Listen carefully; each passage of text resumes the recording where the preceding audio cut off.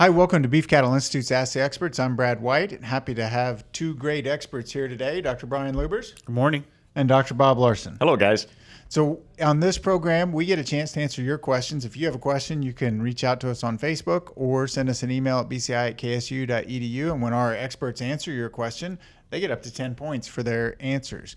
Today's question is a really good one, and it is about weaning calves. And the producer asked, after I wean my calves, should I deworm them if I'm going to keep them at home in a dry lot for 60 to 80 days? Bob, I'm going to go to you first. This is kind of a tough one, and this is my thinking. Young growing calves are probably the calves that are most inhibited or harmed by a parasite load. And so I'm going to get more improvement in weight gain and those types of things from a deworming of a young calf than I would an adult. However, you gave the caveat of I'm only going to own them for 60 days. I'm probably not going to get enough weight gain advantage during that 60 days to pay for the dewormer. So I'm going to say maybe not. Is that a That's no? a no. That's a no. That's a no. All right. So Bob starts out with 5 points. Brian? I am also going to say no. And I agree. It's that 60 to 80 day caveat that I really kind of struggle with that. And Bob mentioned the weight gain, which or lack of weight gain, I guess, to pay back for the product. I'm going to take a slightly different perspective. My concern is that with that time frame, the potential for resistance outweighs the benefit for me, and product resistance, right? And so, there's a concept out there called refugia. And so when we deworm animals, essentially what the dewormer does is it wipes out the susceptible parasites in this case, leaves the resistant ones, and those are the ones that are then shed. And so what I'm probably at that 60 to 80 day window, probably shedding a lot of resistant parasites and then those animals leave, and now any new animals or animals that stay, that's what they're exposed to. I feel like if I'm keeping those animals longer, I'm still going to have the same phenomenon, but I get back some of the advantage and trade-off. But if I do that cycle repeatedly, all I'm left with is resistant parasites. So great answer there. And let me break out just a little bit. So the refugia is we might leave some that were not dewormed.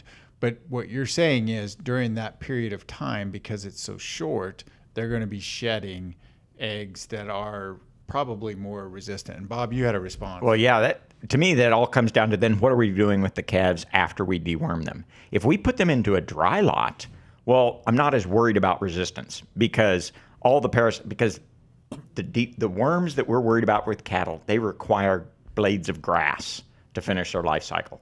So this is a totally different question whether they're going out onto a grass trap or grass pasture versus a dry lot. So again, maybe that's the reason to really talk to your veterinarian because, simple yes and no answers are kind of rare.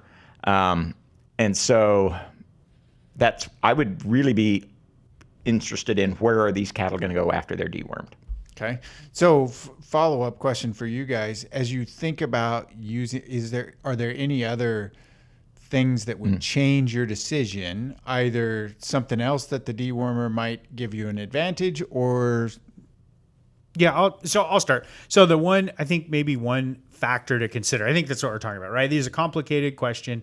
One factor to consider is if that dewormer is part of a preconditioning program and I'm receiving a premium and that's part of it, then yeah, I'm not going to commit to a yes, but I'd be less committed to an absolute no if that was another factor in the consideration. Yeah, another thing is you probably, depending on the product, some products will also give me some fly control. And so that might be important to me if I can not use a fly control product, so save some money there. So that changes the economics a little bit. Or the other thing is, commonly when calves go away from the ranch of origin and into a stocker operation or a feedlot operation, they're going to be dewormed again.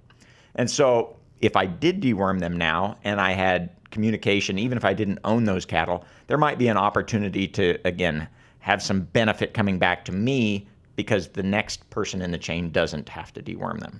Okay, so Brian's ahead 8-7, but Bob, I'll give you the toss-up question.